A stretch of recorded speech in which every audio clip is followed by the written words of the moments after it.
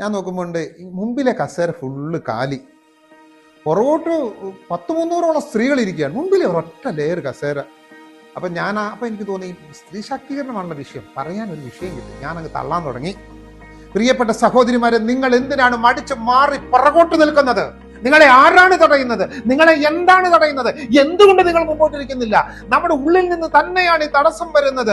ശ്രീകൃഷ്ണ ഭഗവാൻ പറഞ്ഞു, നിന്റെ ശത്രുവും നിന്റെ മിത്രവും നിന്റെ മനസ്സ് തന്നെയാണ്. നിങ്ങളുടെ മനസ്സ് മാറ്റാതെ നിങ്ങൾക്കൊരിക്കലും മുന്നോട്ട് വരാൻ പറ്റില്ല, സമൂഹത്തിന്റെ മുമ്പിലേക്ക് എത്താൻ പറ്റില്ല. എനിക്ക് എന്നെ കുറിച്ച് ഒരു അഭിപ്രായം തോന്നി, കൊള്ളാമല്ലോ, നല്ലതാണ്. അപ്പൊ ചേച്ചിമാരിൽ അത് കേട്ടിട്ട് നിങ്ങൾ ഇരിക്കുന്നത് കറക്റ്റാണല്ലോ സാറ് പറഞ്ഞു. അപ്പൊ ഇത്തിരി പ്രായമുള്ള മാധുവേടത്തി എഴുന്നേറ്റ് നിന്ന് കൈപൊക്കിയിട്ട് പറഞ്ഞു, സാറേ, മുമ്പിലിരിക്കാൻ ആത്മാഭിമാനം ഇല്ലാത്തത് കൊണ്ടല്ല. അപ്പൊ എനിക്ക് വിടാൻ പറ്റും. പിന്നെ എന്താണ് മാധുവേടത്തെ നിങ്ങളെ തടഞ്ഞത്?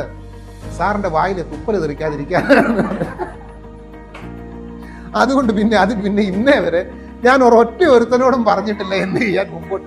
അതുകൊണ്ട് അവരവിടെ ഇരുന്നോളാന്ന് പറഞ്ഞപ്പോ ആ സാധു സ്ത്രീ എന്റെ ക്ലാസ് കേട്ടിട്ടുണ്ടാകും, അവരവിടെ ഇരുന്നോട്ടെ എന്ന് പറഞ്ഞു.